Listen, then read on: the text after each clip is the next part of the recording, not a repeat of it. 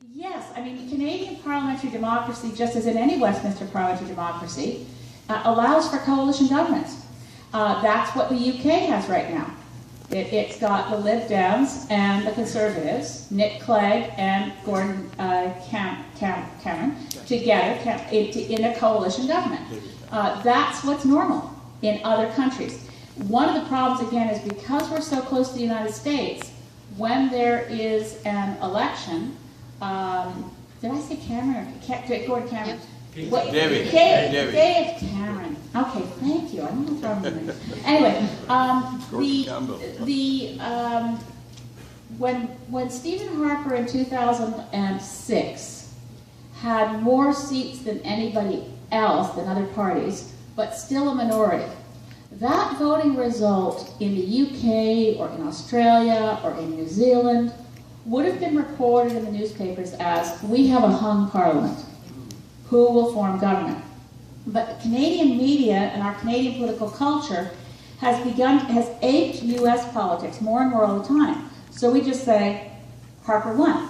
No, wait, no. And we also focus too much on the leaders. Instead of saying, okay, well, who are the parliamentarians? How is that going to work? What kind of government are we going to have? So we tend to skip a step when it's a minority parliament. Next time there's a minority parliament, I'm really hopeful that I'll have a caucus of 12 MPs. Right now I've got a caucus of 2. You probably heard that. We have a second Green MP, so I've got a caucus of 2. Well, it's not every day you can double your caucus, so I'm really I'm happy about that. But assume that whatever form of parties, maybe I'm not even there. Let's not assume that I'm even in the mix. But if you have a minority of Liberal, minority Conservative, minority NDP, the way our system works is the leaders of those parties would talk to each other and say, can we work together? Would we put together a coalition? What would it look like?